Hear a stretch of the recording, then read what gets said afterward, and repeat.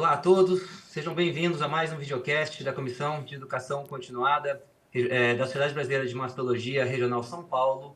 Aqui a gente se encontra com alguns colegas especialistas para discutir alguns temas relevantes da nossa área, principalmente para os colegas associados. Renata, quer apresentar o pessoal para a gente aí hoje? Então, continuando esse projeto, né, da nossa Comissão de Educação Continuada, somos eu, Renata, o Leonardo, o nosso presidente, o Dr. Lincoln, e de convidados nós temos o Dr. Daniel Butros e a doutora Luciana Landeiro. Por favor, Daniel, Luciana, vocês poderiam se apresentar brevemente para os nossos ouvintes? Bom, boa noite. Eu me chamo Daniel Butros, sou médico mastologista. Eu agradeço muito a oportunidade e o convite, ainda mais para discutir algo que eu gosto tanto. Eu faço parte de uma linha de pesquisa sobre síndrome metabólica, obesidade e estilo de vida em pacientes tratados de câncer de mama, alvo do meu mestrado e doutorado lá na Faculdade de Medicina de Botucatu. Então, nós temos vários projetos em andamento e concluídos sobre esse tema.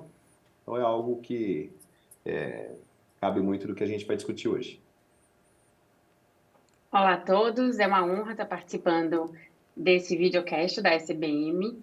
Eu me chamo Luciana Landeira, como foi dito anteriormente, eu sou oncologista clínica do Grupo Oncoclínicas e eu tenho um doutorado dentro da área de survivorship, e a gente vai falar um pouco desse tema, que é survivorship, e eu sou líder nacional do programa de survivorship do Grupo Oncoclínicas, além de diretora de pesquisa clínica no Grupo Oncoclínicas Bahia.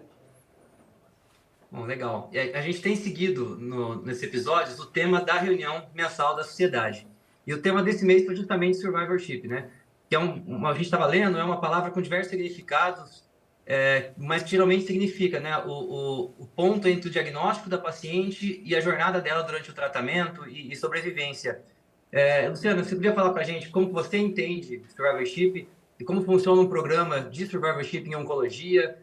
Se temos bastantes programas no Brasil, porque eu estava vendo, acho que é mais comum fora, né? Estados Unidos, Europa. Como que é? Como você vê para a gente aqui? Perfeito. Então, eu acho que a gente conceituar, né? E survivorship, de fato, assim, quando a gente traz, em geral, a gente tenta traduzir, né, para o português, e a gente não conseguiu encontrar uma palavra que conseguisse, de fato, caracterizar o programa. Então, a gente acaba utilizando, né, esse termo em inglês do survivorship, mas que ele busca olhar para um indivíduo diagnosticado com câncer e essa fase de transição do tratamento ativo para o cuidado pós-tratamento, né? E essa transição, ela é fundamental para a saúde pós-tratamento do indivíduo. Então, segundo o Instituto de Medicina, a classificação de um sobrevivente ao câncer feita em 2005, ela traz esse conceito de que sobrevivente ao câncer é todo indivíduo diagnosticado com câncer, então desde o momento inicial, mas em geral a gente acaba utilizando essa terminologia para aqueles pacientes pós-término mais intenso do tratamento, né? Seja essa fase mais intensa exclusivamente com cirurgia mais cirurgia químio e radioterapia. Então a gente conceitua dessa forma essa linha de cuidado em survivorship. De fato, como você bem falou, os programas de survivorship estão muito mais avançados nos Estados Unidos. Existe uma obrigatoriedade do Commission of Cancer americano e estimulando que todos os cancer centers passem a ter programas de survivorship, porque eles entendem que um programa de survivorship está associado a um melhor cuidado, a um cuidado mais integral para os nossos pacientes.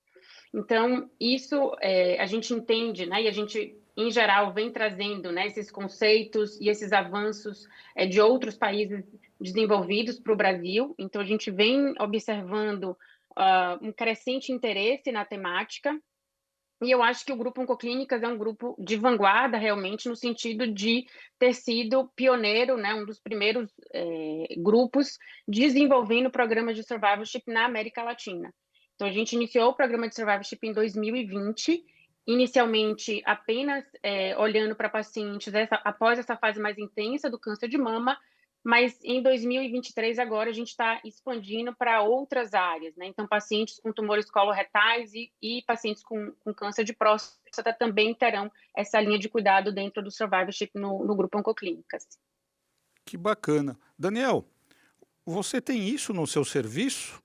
quando a gente analisa a realidade SUS, uma estruturação de cuidados na rede pública? Obrigado pela pergunta. Sim, eu tento, tá? Eu tenho um programa de pós-doutorado meu, chamado Flor Azul, que é um projeto de mudança de estilo de vida em mulheres tratadas de câncer de mama, onde nós oferecemos gratuitamente atividade física diária e mudança de hábitos alimentares, mas com intuito educativo, para que elas entram 6 meses no projeto, e o intuito é que elas aprendam a desenvolver essa mudança de estilo de vida depois na casa delas. Lembrando que são pacientes carentes, que não têm condições de se manter eventualmente nas estruturas que nós temos. Faço um controle muito rigoroso em relação à obesidade e, de fato, a mudança de estilo de vida nos pilares da medicina do estilo de vida, né? Que são 6 pilares. Eu gosto muito disso, não tenho convicção do quanto isso significa em termos de qualidade de vida para essas pacientes e também, consequentemente, em mudança de paradigmas aí em risco de mortalidade, principalmente por doença cardiovascular, né? A gente esquece que essas pacientes são pacientes de alto risco para doença cardiovascular e com risco maior, inclusive, do que pacientes sem câncer variados por idade, né? Então, mas isso, Lincoln, é algo onde ainda artesanal, né? É difícil a gente ter isso no SUS, principalmente no interior, onde não existem grandes serviços. Eu queria só fugir um pouquinho do nosso roteiro, perguntar a opinião da Luciana. Me incomoda pessoalmente o termo survivor, sabe? E esses dias eu recebi um descritivo, uma paciente minha diferenciada, advogada, escrito assim, né? Que ela fica apavorada quando ela escuta que ela se enquadra numa definição de survivor, né? E ela tem toda a razão. Eu queria, inclusive, há um tempo, e vou fazer isso dentro da sociedade, tentar criar uma votação de sugestões, porque eu não consigo. A gente pensa em sobrevivente como sobreviventes de guerra, né? Essa palavra vem de sobreviventes de guerra, ou seja, eles poderiam ter morrido lá e não morreram, né? Eles sobreviveram a uma catástrofe. Hoje em dia, para o câncer de mama, eu não vejo isso mais como algo palatável, sabe? A gente está diante de uma doença, principalmente para quem lida com survival, a gente sabe que é uma doença que se torna, em 80% dos casos, crônica. Nós vamos tratar aí durante muitos e muitos anos, e os estudos longos mostram que essas pacientes têm uma sobrevida imensa.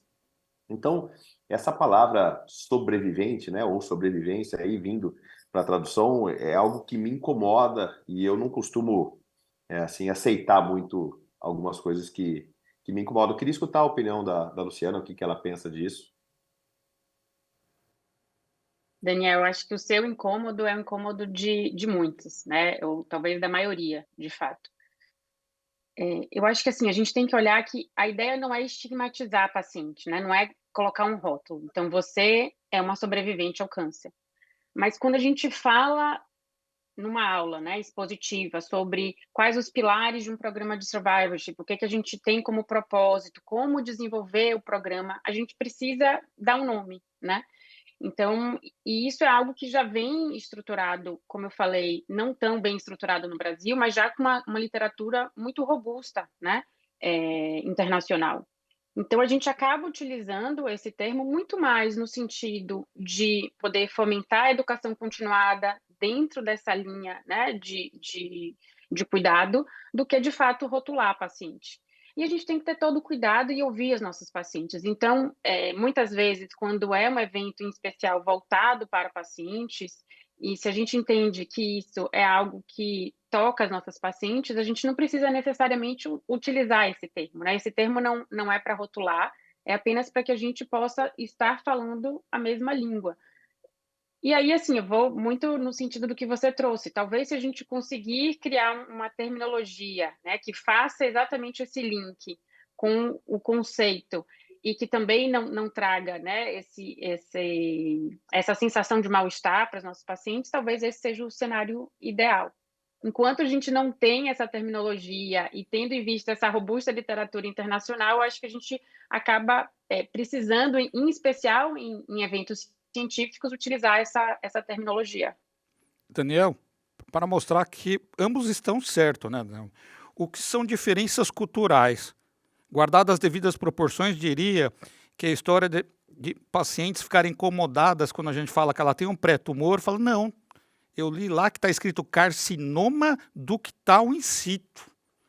E as diferenças de compreendimento de países e culturas distintas. Perfeito, Lincoln. Sempre brilhante nas suas colocações. Eu concordo, Luciana, que não existe termo melhor. Aliás, não termo melhor, mas termo mais aceitável no momento, né? Mas eu continuo acreditando muito que nós, brasileiros, temos uma relação com os nossos pacientes um tanto quanto diferente do que os americanos. Os americanos, eles tendem a uma visão global e são fundamentais nas nossas tomadas de decisão, mas a medicina de precisão, que é o que a gente chama hoje, eu ainda me incomodo muito com esse termo, sabe? De qualquer maneira, e outra, não adianta, a gente pode falar o que quiser nas nossas palestras, é só digitar no Google que elas vão encontrar a palavra survivor colocado, né? Eu entendo muito mais como survivor alguém que passa por um infarto agudo do miocárdio e consegue passar ileso, do que uma paciente que tratou um tumor luminal A inicial e que vai continuar aí com isso daí 20, 30 anos. Mas isso é só uma filosofia, né? Uma discussão que não vai ter fim. Daniel, acho que um ponto importante que você falou aí é a questão da doença cardiovascular, né? Nossos pacientes vão sobreviver e a principal causa de mortalidade, doença cardiovascular. E você, como estudioso de síndrome metabólica, queria pedir para você lembrar para a gente os critérios diagnósticos aí, caso alguém não tenha isso em mente, e se você acha que vale a pena, porque não é nossa rotina solicitar esses exames, pelo menos enquanto a gente está com os nossos pacientes na oncologia, né? Fazer diagnóstico e preencher os critérios de síndrome metabólica para pensar em alguma estratégia. O que você acha? Vale a pena? Eu acho perfeito. Síndrome metabólica é um diagnóstico respaldado em 5 critérios simples, né? Onde, quando nós temos 3 positivos em 5, a gente já dá o diagnóstico de síndrome metabólica, entre eles hipertensão arterial, circunferência da cintura ou obesidade abdominal, né? Em mulheres acima de 88, hipertrigliceridemia, HDL baixo e a disglicemia, né? A glicemia acima de 110, tem critérios que falam em 100. Então, 3 critérios em 5, você se diagnostica com síndrome metabólica. Qual é a validade disso? Quem tem síndrome metabólica tem risco aumentado e muito para doença cardiovascular, entre elas acidente vascular cerebral e infarto agudo do miocárdio. A grande questão é que hoje o NCCN não utiliza mais a palavra síndrome metabólica, e eu entendo e concordo, ele usa a palavra saúde metabólica, porque comprovou-se que qualquer disfunção metabólica aumenta risco de comorbidades no pós-tratamento de câncer de mama. Então, basta ter um diabetes, já é um risco, basta ser obeso, basta ser hipertenso, e não precisa necessariamente ter tudo isso, né? Eu vejo muito mais lógica em pedir exames de síndrome metabólica do que marcador tumoral para todo mundo. A gente vai fazer muito mais diagnóstico de síndrome metabólica do que de metástase à distância com CA15-3, certo? Se você for medir para todo mundo, você vai fazer diagnóstico, e o tratamento sempre é muito simples, iniciando com mudança de estilo de vida e aí evoluindo aí para os hipoglicemiantes, né, para as simvastatinas, enfim. Nossas pacientes têm um risco muito elevado, né? A principal causa de morte no pós-tratamento de câncer de mama é o câncer de mama, mas a doença cardiovascular vem, e ela vem forte, né? Os estudos que estudaram essa população demonstram no longo prazo que quase a mesma quantidade de mortes para doença cardiovascular e para câncer de mama. A gente só precisa lembrar que mulheres tratadas de câncer de mama confiam em uma equipe, que é a equipe que a tratou, oncologista / mastologista, né? Eu tenho um apego muito grande com as minhas pacientes, então, se nós, mastologistas, não levantarmos essa bandeira, não é o cardiologista que vai tratar, ela vai morrer na nossa frente e a gente vai continuar olhando a mama, né? Então, tem que ampliar um pouco a nossa visão. Que perfeita a fala dele, cabe muito a nós, né, que prestamos esse acompanhamento aos pacientes com câncer de mama, orientar e investigar, né, essa paciente. Tem um dado super bacana publicado pela Renata Canguçu ano passado na Supported Above Cancer, que mostra que aqueles médicos que praticam atividade física são médicos que, em geral, abordam mais tema, né, de atividade física e alimentação saudável com os pacientes, mas nesse estudo dela, ela mostrou que há uma menor frequência de abordagem dessas questões de saúde metabólica com as pacientes em relação a radioterapeutas e mastologistas, né, versus oncologistas. Então, acho que isso é muito importante, essa sua fala, Daniel, porque, de fato, a quem ela confia, né, a saúde dela. Então, é muito importante que nós, enquanto equipe multidisciplinar, abordemos com essas pacientes a importância, né, da adesão à atividade física, à alimentação saudável e, de fato, investigação e adesão também a estratégias de tratamento para a saúde metabólica. Perfeito. Daniel, você poderia comentar para a gente, por favor, o que você acha, o que você entende da associação das doenças metabólicas com a recidiva ou com mortalidade por câncer de mama? Sim. A maioria dos estudos que a gente vê, eles associam as disfunções metabólicas como aumento de risco para câncer de mama, principalmente na pós-menopausa, né? Na pré-menopausa não conseguiu se estabelecer, principalmente na população obesa. Então, a obesidade aumenta risco para câncer de mama. A grande questão é que não há grandes dados sobre o quanto mulheres deixam de morrer por câncer de mama quando elas perdem peso no pós-tratamento. Essa é a grande verdade, até as meta-análises, inclusive a meta-análise da Cochrane, mostrando que a atividade física no pós-tratamento não diminuiu mortalidade, mas melhorou qualidade de vida. Eu tenho algumas convicções pessoais em relação a isso. Primeiro que as pessoas falam em melhorar a qualidade de vida, só melhorou a qualidade de vida, como se fosse algo banal, né? Melhorar a qualidade de vida, para mim, é o principal pilar que a gente tem que buscar, não só para os nossos pacientes, mas para nós e para os nossos filhos e para nossas famílias, visto que, se a gente for levar em consideração qual é a qualidade do que a gente está oferecendo para os nossos pacientes, isso seria questionável, né? Nossos pacientes usam anastrozol, elas vêm com milhares de dores, e a gente fala que aquilo lá é normal. Olha, mas é importante porque está tratando o seu câncer. Então, qualidade de vida, quando já tem significativamente melhora com qualquer atividade que você faça, já é algo que deve ser considerado. Mas, hoje, alguns estudos, entre eles um estudo interessante sobre síndrome metabólica, né, de um italiano, ele é recente, ele chama Buono, eu até conheci esse pesquisador, demonstrando que qualquer alteração dos critérios de síndrome metabólica, de qualquer critério, melhorou sobrevida livre de doença e mortalidade em pacientes tratados de câncer de mama. Não existe hoje toda a retaguarda para que a gente trate essas pacientes. E é uma coisa um tanto quanto óbvia, sabe?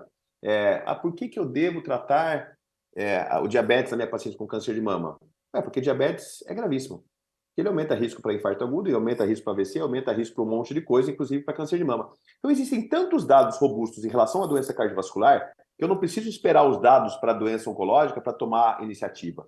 Uma vez comprovado que a nossa população tratada de câncer de mama é de alto risco para doença cardiovascular, eu posso focar nisso para poder abordar e tratar as doenças inflamatórias, as doenças metabólicas. Mas os dados recentes, mesmo em relação à doença oncológica, demonstram melhora de sobrevida livre de doença, tanto local quanto à distância. Dentro desse tema, a gente deve publicar, a SBOC deve publicar a diretriz, a gente publicou no passado, né? A SBOC publicou uma diretriz em relação ao papel da atividade física na prevenção ao câncer, e provavelmente esse ano ou no início do ano que vem a gente deve publicar o papel da atividade física no pós-câncer, né? Nas pacientes sobreviventes ao câncer. Não especificamente só câncer de mama, mas em toda a população oncológica. Sim, ficou muito bom o manual do ano passado. Luciano, Daniel, o que vocês acham? Estava falando tudo isso aí e vem o ganho de peso, né? 50% das nossas mulheres são obesas, em torno de 50%. E um ganho importante de peso durante o tratamento. Luciano, o que você acha que é a principal causa desse aumento de peso? Uma maior inatividade, um maior consumo de calorias durante o tratamento, principalmente sistêmico, efeitos colaterais? Como que você vê isso? Como que a gente maneja isso? Porque é uma batalha difícil. Então, eu acho que isso vai muito em linha com o que o Daniel trouxe anteriormente, né? A importância da conversa, né? Do médico, da equipe médica, da equipe multidisciplinar, na verdade, né? Já que a equipe multidisciplinar tem um papel essencial nessa linha de cuidado em survivorship. Então, em geral, o ideal, né? Seria que a paciente tivesse um acompanhamento junto à equipe multidisciplinar desde o momento inicial, né? Teve o diagnóstico, passa em avaliação com a equipe da nutrição, a equipe da psicologia, justamente para ter todas as orientações em relação a cuidados para não ganhar peso, né? Para se manter dentro de uma alimentação saudável. Então, esse acompanhamento contínuo, né, longitudinal da paciente, desde o momento inicial do tratamento e durante toda a fase, seja durante químio, durante terapia adjuvante, vai ajudar a paciente nessa trajetória dela, nessa jornada dela, para que ela não ganhe peso, né, idealmente, mas em ganhando peso também que ela consiga ter ferramentas para perder peso e enfim, aderir à atividade física de forma regular. Então, acho que é muito nosso papel sempre abordar a importância da adesão à atividade física de forma regular e uma alimentação saudável, mantendo também o peso dentro de um balanço, né? Eu acho que esses são pontos essenciais para a gente abordar com as nossas pacientes. Dentro de programas de survivorship, a gente tem também grupos de suporte. Então, por exemplo, dentro do programa de survivorship da Oncoclínicas, a gente tem um grupo de suporte que se chama Mais Saúde. E são encontros online que as pacientes conversam sobre atividade física, como manter de forma regular, né, atividade física, hábitos alimentares saudáveis, terapias complementares dentro da medicina integrativa. Então, tudo isso, na verdade, são, no final das contas, ferramentas que ajudam as pacientes a superarem essas dificuldades. Duas colocações. Nós temos um estudo publicado, um estudo piloto ainda pequeno, por isso que a gente pôs na mastology, mas ele é uma coisa que está seguindo, onde nós pegamos pacientes tratados no início do tratamento, no momento do diagnóstico do câncer de mama, e fizemos interação com nutricionista e psicóloga, e aqui pelo SUS, né? E acompanhamos 1 ano essas pacientes. Em 1 ano, essas pacientes, elas não ganharam peso, tá? Isso é significativo, então não houve ganho de peso. E o mais interessante é que houve melhora do quadro da desglicemia. Elas iniciaram no momento do diagnóstico com média de 102 de glicemia, ou seja, alterada, e terminaram 1 ano depois com média de 96. Então, eu tirei uma paciente de um quadro pré-diabético desglicêmico e coloco essa paciente no nível normal. Só com o nutricionista, isso sem atividade física, tá? Mostrando o impacto da orientação nutricional para essa população. Um outro dado, numa tese de mestrado que vai ser defendido daqui 2 semanas lá em Botucatu, que isso para mim é estarrecedor, sabe? Esse é o que mais mexeu com as minhas bases. Nós estudamos pacientes não obesas, IMC abaixo de 30, tratadas de câncer de mama, comparadas às mulheres sem câncer de mama pareado por idade e peso. Mulheres não obesas tratadas de câncer de mama têm maior prevalência de síndrome metabólica quando comparadas às mulheres sem câncer de mama, ou seja, a obesidade não foi o problema.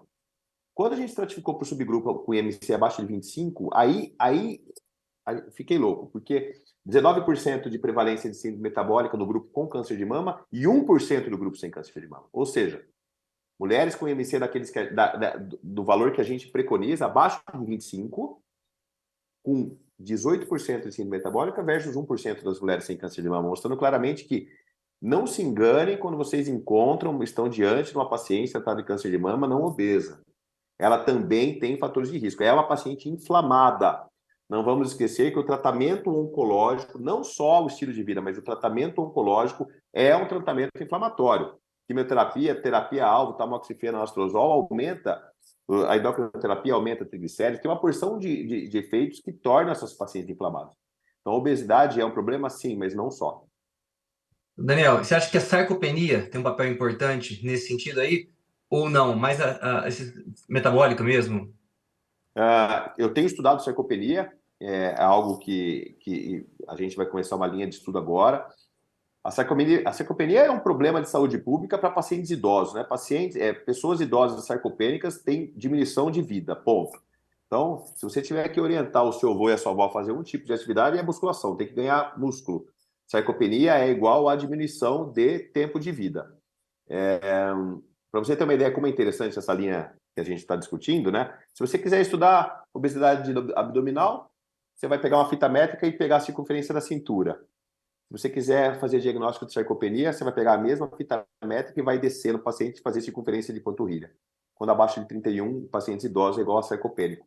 É muito barato para a gente não fazer. É muito barato para a gente não se preocupar. Eu não sei, existem estudos, meta-análises mostrando que sarcopenia aumenta fator de risco, é um fator de risco para mortalidade em pacientes com câncer de mama. Eu só não sei se isso é específico, porque é para todo mundo, entende? Então, eu não sei te falar assim, para a população tratada de câncer de mama aumenta ainda mais o risco para a sarcopenia. A gente vai estudar isso agora. Talvez em alguns anos eu possa te responder com mais precisão. Mas é preocupante, tá? A gente não pode esquecer que os nossos pacientes vão envelhecer. São pacientes idosas, e que elas têm todas as doenças e todas as preocupações que tem o paciente na terceira idade. Então, sarcopenia é um problema de saúde pública que deve ser diagnosticado e orientado.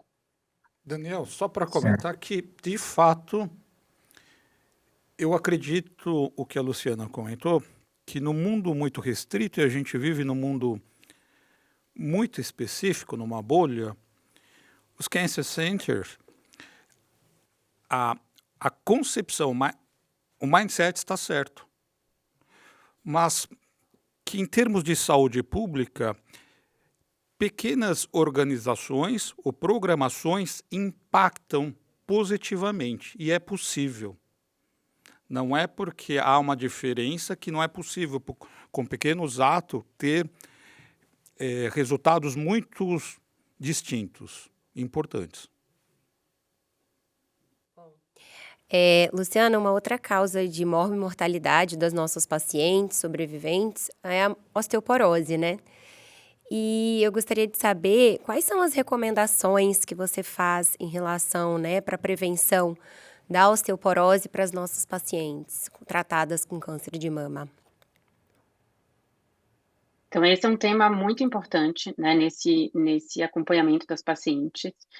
E aí eu queria só dar um passinho para trás para falar dos pilares dos programas de survivorship, né? Então, a gente tem 4 pilares nos programas de survivorship.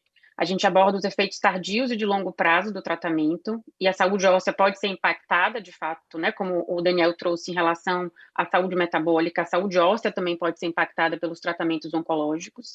A gente aborda o risco de recorrência e de novos tumores primários nessas pacientes, e, de fato, a gente sabe que os agentes ósseos, eles têm um papel em relação à redução da recorrência do câncer de mama, em especial nas pacientes de mais alto risco. A gente aborda a promoção de saúde e de bem-estar das pacientes, e um quarto pilar é a coordenação desse cuidado, né, para que o paciente possa, de fato, se sentir e ser protagonista do seu cuidado. Então, dentro especificamente da saúde óssea, eu vejo que a gente tem alguns cenários distintos, né? Tem aquela paciente que já tem uma perda de massa óssea no momento do diagnóstico, então a gente tem indicação de propor um agente ósseo, seja um bifosfonato, seja um denosumab, né? Para essa paciente, se ela tem uma perda de massa óssea, então um T-score aí menor do que 2, ou se a paciente tem fatores de risco, e aí associados, né? Então, se a paciente tem mais de 65 anos, tem um índice de massa corpórea menor do que 24, e o Daniel tinha comentado em relação ao papel e o fator de risco que é a sarcopenia, e nesse cenário, se a paciente apresenta um T-score menor do que 1,5, a gente deve discutir também a indicação de bifosfonato e de outros agentes ósseos para essas pacientes, tá? Então, esse é um cenário. O outro cenário é a paciente tem saúde óssea ainda mantido, mas ela tem um alto risco de recorrência, né? Então, a gente fala que se a paciente tem um risco de recorrência de mais de 12% nos próximos 10 anos, isso é um fator de risco que nos indica a utilização também de agentes ósseos, seja o bifosfonato, né, venoso, seja o inibidor de RANKL, que é o denosumab. A gente teve ano passado a apresentação da atualização do ABCSG 18, que mostrou um papel também do denosumab nesse contexto de adjuvância.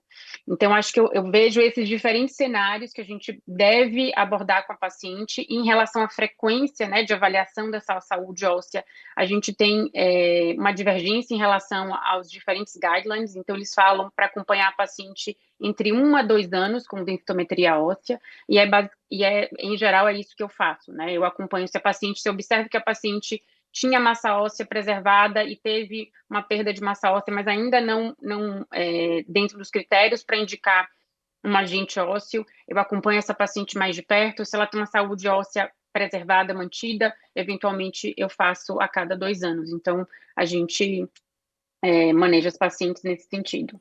A densitometria inicia com quantos anos? Ou para todas que passam? Então, para aquelas... Essa é uma excelente pergunta.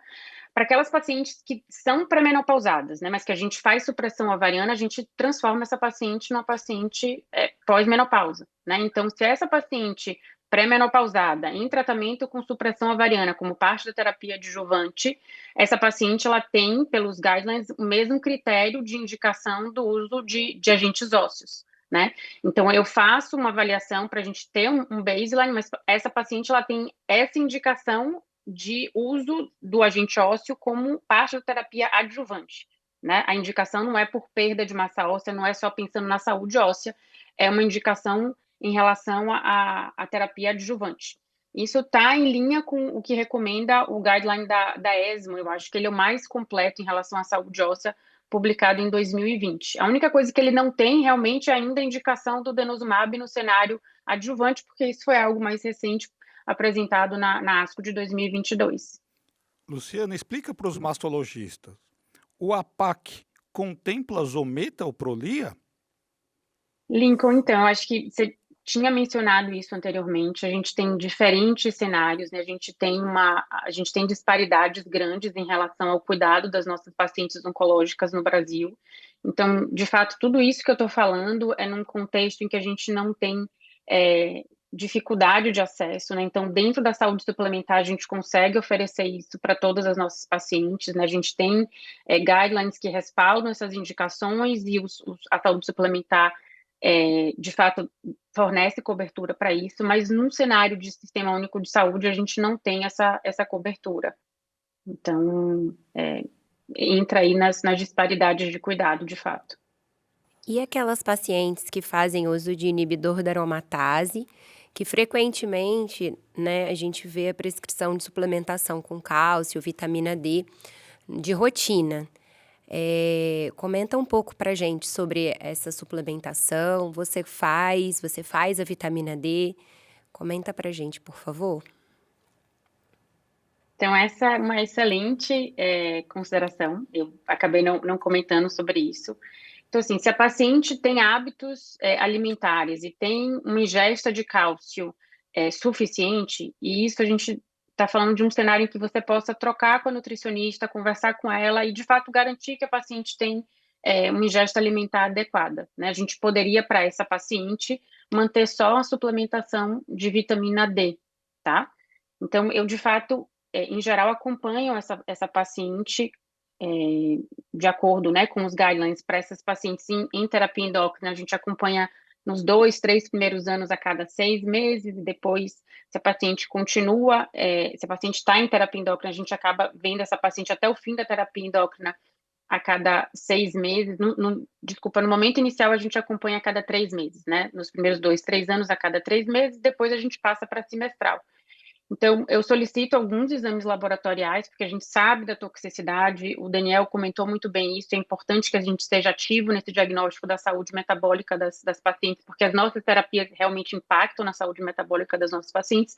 Então, em geral, eu doso também vitamina D. Se a paciente tem alguma deficiência, eu trato de forma adequada, mas se não, eu mantenho só uma dose de suplementação da vitamina D, entendendo que a paciente tem hábitos de ingesta de cálcio. Se a paciente não tem uma ingesta de cálcio adequada, a orientação é de fato que a paciente faça uma ingesta, uma suplementação de cálcio mais vitamina D. Isso só para as pacientes que fazem uso de inibidor da aromatase ou para as demais também? Então, essa é a indicação para paciente que está em uso de inibidor de aromatase. Uma paciente, por exemplo, na pré-menopausa, em supressão ovariana, né, em castração química, mais tamoxifeno, é uma paciente também com deprivação hormonal, então é também uma paciente que a gente deve orientar esse uso da suplementação de vitamina D barra cálcio. E para as pacientes com osteoporose ou osteopenia, essa também é uma osteopenia mais acentuada, essa também é uma orientação para as pacientes, mesmo que não estejam em uso. Então, às vezes, você está acompanhando uma paciente que teve um câncer de mama triplo negativo, e aí você solicita a densitometria, porque muitas vezes a gente acaba realmente conduzindo essa paciente como clínico e você vê que ela tem uma perda de massa óssea. Então, a gente orienta em relação, inclusive, aos hábitos de vida que são saudáveis e ajudam a promover saúde, né, como um todo para essa paciente e vão ser benéficos também em relação à saúde óssea, né? Então, a prática de atividade física com carga, ela ajuda mais em relação à saúde óssea dessas pacientes, e isso é importante também comunicar e esclarecer as pacientes. Ô Daniel, vamos falar de atividade física agora, que é um tema que a gente gosta bastante. Bom, a gente sabe que menos da metade das mulheres atingem níveis recomendados de atividade física, né? Que é muito pouco. E a gente sabe que seria, na minha opinião, acho que é a principal arma de melhora de qualidade de vida que a gente teria para oferecer e incentivar. Que benefícios a gente tem aí, comprovados já do exercício físico nas nossas pacientes e em qual intensidade a gente deveria recomendar para todas? Eu tenho certeza que a atividade física resolve a maioria dos problemas em termos de qualidade de vida, né? Melhora sono, melhorando o sono, melhora a disposição, diminuição de fadiga, né? E é um ciclo. O paciente começa a fazer atividade física. Eu tenho pacientes que chegam aqui, para mim, não conseguem nem deitar na maca, né? Eu já recepciono a paciente lá na frente, na sala de espera, e vejo ela vindo até a sala, como que ela caminha, como que ela faz, assim, a gente começa com atividade física, em 2, 3 semanas os pacientes voltam outras, né?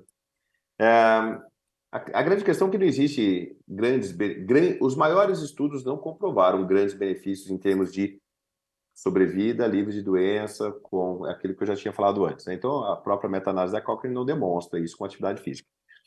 Tem estudos menores, né? Um grupo de estudos de Harvard que estuda bastante atividade física, da professora Liz Bell, eles demonstram melhora de uma porção de questões com atividade física. Como eu disse, eu não preciso de dados robustos para poder indicar e insistir com a atividade física. Existem coisas que são patognomônicas de melhoria.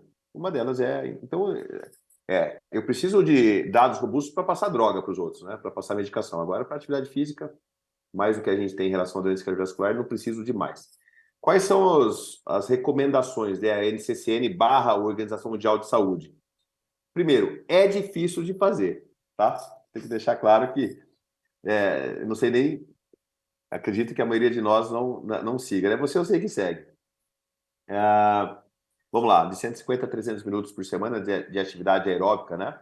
E quanto maior o tempo de atividade, você pode diminuir a intensidade da atividade. Então, se você fizer atividade física de alta intensidade, isso pode reduzir até 75 minutos por semana, e baixa intensidade, necessitando de 300 minutos por semana. Isso não basta, precisa estar associado a pelo menos 2 sessões de ganho de massa muscular, e para pacientes de 60 anos, acima de 60 anos também não basta, idealmente associado à atividade física para equilíbrio, né? Então aí entrando yoga, pilates e outras questões. Então se a gente for levar ao pé da letra, 150 minutos de atividade aeróbica, mais 2 sessões de atividade de fortalecimento muscular, mais 2 sessões de atividade de equilíbrio, ou seja, todo dia fazendo alguma coisa, né? Isso exige investimento, exige dinheiro, não é simples de ser feito, não é fácil de você convencer o seu paciente a fazer isso, tá? Existe uma escala de quanto o paciente aceita a atividade física e como que você vai prescrever isso, né? Nos cursos, o pessoal que faz coaching em saúde, eles estudam bastante isso, qual que é o nível de recusa do paciente para passar a atividade física. Eu hoje insisto bastante, eu tenho um educador físico que é meu aluno de mestrado, que estuda bastante isso, eu mando todo mundo para ele, todo mundo vai, eu marco, e aí vai a grande questão, né? Eu falei isso na reunião da sociedade semana passada. Se você, mastologista, quer entrar nessa, você tem que ter tempo. Porque não adianta nada você só ao educador físico. O paciente vai e não volta. Agora, eu quero que a senhora vá e daqui 30 dias retorne comigo. Opa, ela já se sente ali pressionada a voltar com o resultado e ela volta, e daí você marca o retorno de 60 dias só para ver isso. Então, a medicina do estilo de vida tem que estar integrada nas ações do mastologista, né? Isso é fundamental para que você primeiro entenda os pilares e saiba recomendar. Daniel, Eu isso acho é que complexo, né, Léo? É complexo porque atividade física, ginástica, que é um conceito que a gente promove saúde e tem outros indicadores, a gente também esbarra num estilo de vida saudável, esbarra em algo chamado hábito. E hábito não se muda tão facilmente. E cabe, em termos de saúde pública e privada, de dar esse processo facilitado e organizacional. Nesse sentido, a survivorship... Luciano, sabe que eu lembrei o 5º pilar, que faz parte da sua tese, inclusive, que são os custos, o impacto na mão de obra ativa dessa paciente e a dificuldade, a depreciação que a mesma tem no trabalho, e que os processos eles necessitam ser orientados para tal, para termos uma melhora. O Daniel, acho que o problema dos trabalhos é que a grande maioria dos trabalhos com uma N maior são com questionários, que é muito complicado, e os trabalhos que são efetivamente que testam, né, de intervenção, tem um N muito pequeno. Então, acho que esse é um problema dos nossos trabalhos. E, Luciano, eu ia te perguntar, no centro de vocês tem um local para atividade física integrado ao serviço? Eu imagino que talvez isso seja uma saída para a gente conseguir ter no serviço um local onde se pratica atividade física. Não sei se é aí ou algum local fora você conhece que tenha isso.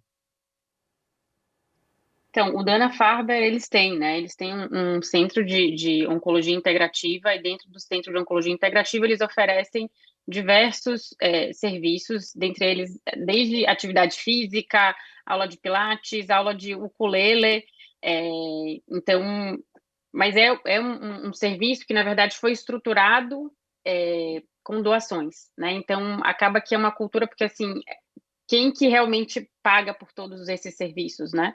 E aí eu acho que o Lincoln chegou a tocar nesse assunto, assim, em relação a acesso, né? E as dificuldades... a fala de Daniel foi perfeita, mas, assim, o que a gente vê muitas pacientes tendo dificuldade, de fato, é aonde eu vou fazer essa atividade física, né? E eu sempre falo com elas, e eu faço exatamente como você faz, Daniel. Eu recomendo e peço que elas retornem para a gente poder conversar e eu entender que elas estão tendo adesão a essas orientações em relação à mudança do estilo de vida. Então, muitos serviços americanos já têm centros dentro do próprio serviço. Acho que isso ainda não é uma realidade brasileira. Eu, em Salvador, não tenho um centro de atividade física dentro da unidade. A gente tem parceiros, né? Então, a gente tem o Núcleo do Movimento, que é uma unidade parceira, onde lá tem yoga, tem pilates, tem aulas de meditação, de reiki, que a gente consegue encaminhar os pacientes, mas a gente tem alguma dificuldade em relação ao acesso também pelo custo, né, dessas estratégias. Mas a gente tenta, e aí é uma questão de dedicar tempo à paciente, ouvi-la e entender o que é possível para ela, né? Então, talvez o ideal seja fazer uma atividade com carga, com musculação, 2 vezes por semana, aliado à parte aeróbica, mas para ela, do ponto de vista financeiro, só vai dar para fazer a caminhada. E tá ótimo, né, para aquele momento. E a gente vai construindo com ela também o que é possível para cada paciente. Eu acho que isso é muito importante para que ela tenha uma adesão e consiga mudar hábitos, né? Que, como o Lincoln bem disse, é difícil mudar hábitos, né? Então, exige realmente uma dedicação. Eu posso fazer uma observação? Eu acredito muito que a gente só vai mudar a cabeça do seu paciente se você ensiná-la a fazer e não oferecer pronto. Eu não consigo entender como algo atrativo um centro de atividade física dentro do centro oncológico, porque eu acho que o último lugar que a paciente quer estar depois que ela tratou é dentro daquele local onde ela passou os piores momentos da vida dela. Até porque isso vai chegar uma hora, com a quantidade de pacientes que nós temos, que passa a ser quase que impossível que todos tenham acesso. Então, o que eu faço aqui em Rio Claro? Busquei apoio dos empresários, busquei apoio da prefeitura. A gente tem que lembrar que a gente mora num país tropical, onde não existe nenhuma época do ano que os pacientes, que pessoas não possam sair à rua, em qualquer lugar onde ela mora, do sul ao norte do país. E hoje eu tenho apoio de academias a preço muito, muito, muito atrativo para essas pacientes, com acesso. A gente ensina a fazer, nós damos aulas de mudanças nutricionais no dia, como fazer uma compra com pouco dinheiro, por exemplo. Qual é o impacto de um pacote de miojo na vida daquela paciente? Vamos lembrar que o pacote de miojo custa 80 centavos e serve 2 pessoas, né? Para quem ganha pouco, isso é. Mas, então, não adianta você oferecer pronto, porque na hora que você deixa de oferecer, ela não tem mais. Hoje eu vejo muito em plataformas digitais e investimento em plataformas digitais de larga escala, com treinos prontos, para que façam nas ruas, para que façam em parques, para que peguem os pequenos pesos que tenham em casa e saibam fazer atividade física para ganho de massa muscular. Todo mundo tem um saco de arroz, todo mundo tem um saco de farinha, todo mundo tem um balde cheio de água dentro de casa. E por incrível que pareça, isso é possível. Nós temos aqui um atleta, Dr. Leonardo, um atleta de CrossFit, e ele sabe muito bem de que você não precisa, que com uma corda você consegue fazer atividade até você chegar à escassez ali do seu fôlego, e que com uma barra fixa você consegue fazer atividade. Então, hoje, o que eu mais penso, nós como educadores e dentro de sociedade, é educar. Como você faz, como você come, como você acorda, como você dorme, isso é importante, é educar. Oferecer pronto é bom naquele momento, depois que você não oferece mais, não tem mais. E ainda a culpa é sua, porque você deixou de oferecer. Daniel, às vezes é o início só, né? Eu entendo que esses serviços, às vezes, é o momento inicial. Às vezes, a paciente está indo para o serviço para fazer uma infusão e ela começa a engajar numa atividade física. Eu acho que, às vezes, é só o gatilho inicial, mas eu concordo totalmente com você que a gente precisa mudar hábitos, então a gente precisa ajudá-la a construir como vai ser essa mudança de hábitos na vida dela, né? Para aquelas pacientes que não têm esse hábito da atividade física de forma regular. E a gente aprendeu muito com a pandemia em relação a isso, né? A grande maioria das pessoas teve que se reinventar e fazer atividade física em casa mesmo, e utilizar, como você falou, o saco de arroz, enfim. Então, acho que a gente tem avançado nesse sentido. Daniel, mas você sabe que eu gosto da concepção de um centro especializado e vou te explicar uma outra vantagem, que eu lembrei dos meus tempos de HC. Esses centros especializados, é possível uma reunião de pacientes de tirar esse estigma, inclusive. A paciente fala uma linguagem que nós médicos não falamos e não conseguimos penetrar isso. Elas têm uma comunicação a linguagem tem uma saúde mental específica. Obviamente, isso que foi comentado, Daniel, de criar formas no sistema de saúde pública, de ter esse acesso, talvez a fonte privada pode ser uma parte da solução. Porque vários empresários, às vezes, querem investir, mas eles querem saber se o recurso destinado foi utilizado de forma adequada. Isso sim. Eu acho que dá para juntar tudo, né? Juntar tudo é válido. né, Daniel, Luciana? Acho que juntar a ajuda do privado, das empresas, com um centro, de repente, não dentro do mesmo centro que elas tratam, para tirar um pouco esse lugar que não é muito agradável delas irem. Então, a ajuda é sempre bem-vinda, né? Eu acho que juntar todos, né, em benefício da saúde, da atividade física, acho que vai sempre ser um passo importante para as nossas pacientes. Bom, e aí a paciente tratou e a gente tem que seguir essa paciente. Então, é uma dúvida grande que a gente tem do que fazer com essa paciente. Então, Daniel, uma paciente que fez uma mastectomia com reconstrução com implantes, por exemplo, você vê algum benefício nessa paciente que está assintomática ou sem nenhuma alteração no exame físico, fazer a solicitação de algum exame de imagem de rotina pós-tratamento?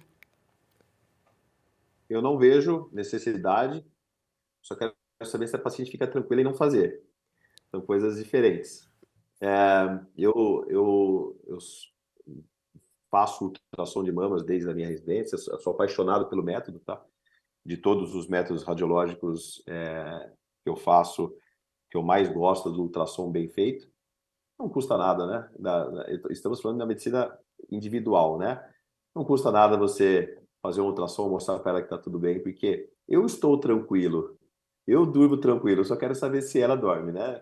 A gente sabe que não há nenhum benefício. Em qualquer paciente que operou, uma mamografia anual tem um impacto positivo e o principal é o exame físico, né? Você examinar essa paciente 2 vezes por ano e incentivar que ela faça o autoexame.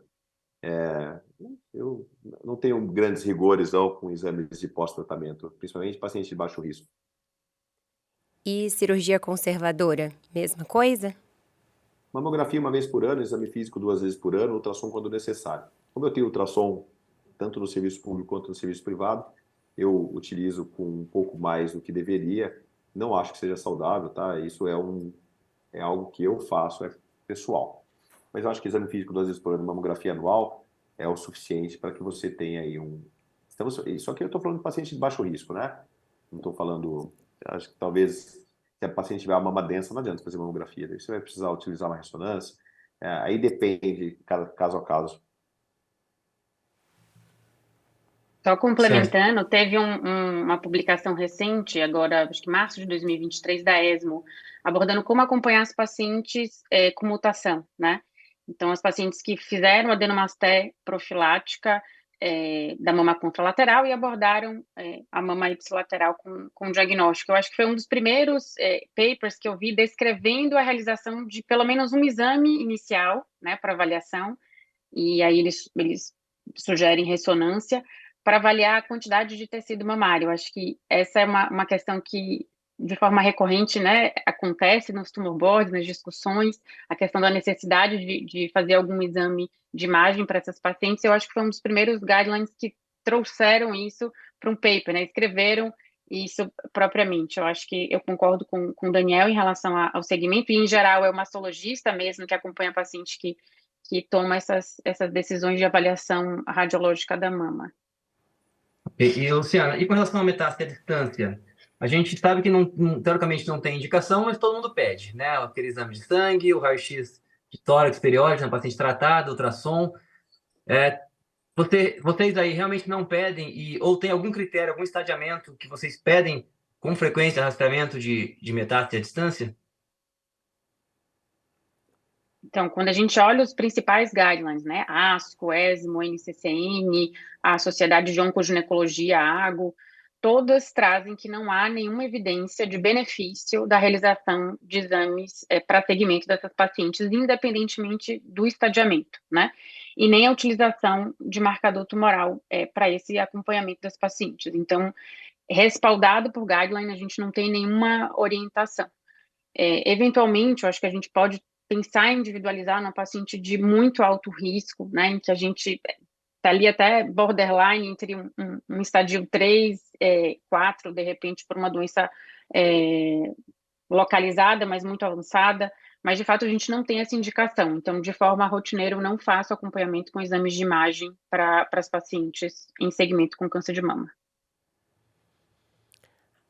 Um tema que ficou um pouco de fora, né, talvez pelo tempo, né, da nossa reunião da sociedade, foi sobre a espiritualidade e o bem-estar emocional das nossas pacientes.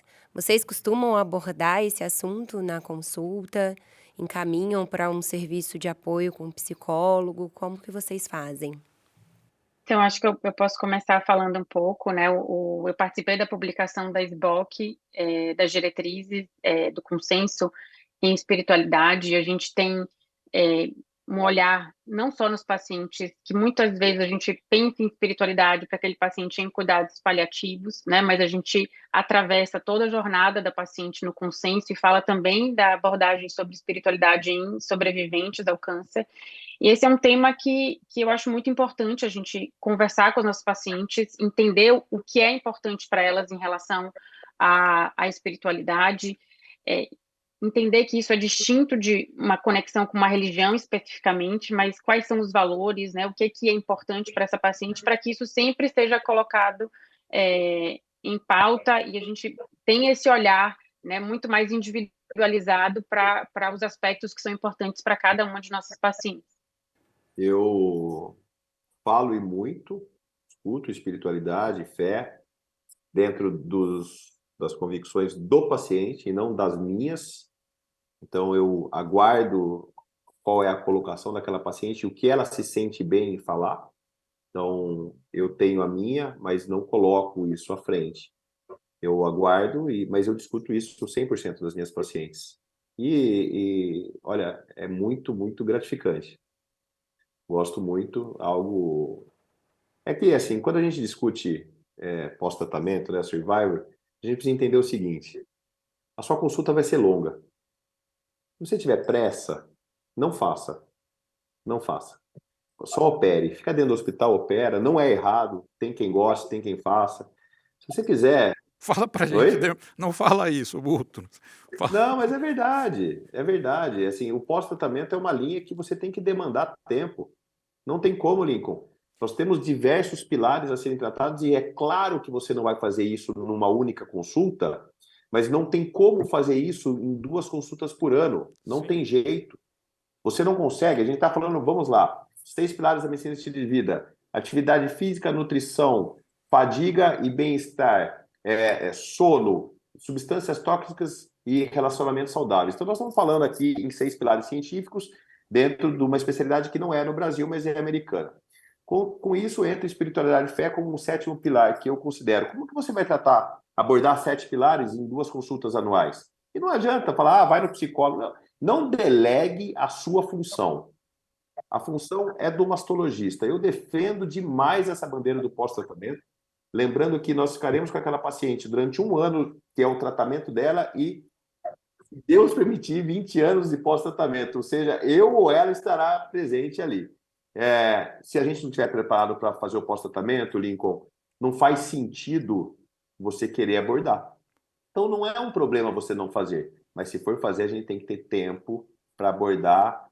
Só que, assim, isso cria uma amizade tão legal, cria um clima que passa a fazer sentido. Quando eu fui para mastologia, chegou uma época que eu comecei a entender que eu estava focado na doença.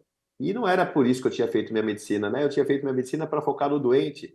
Então, comecei a andar um pouco para trás e tentar equilibrar os pilares. Então, eu sou mastologista, discuto neoadjuvância, discuto o tratamento conservador, discuto o que for. Mas, depois de tratada, aquela paciente precisa ter uma abordagem ampla.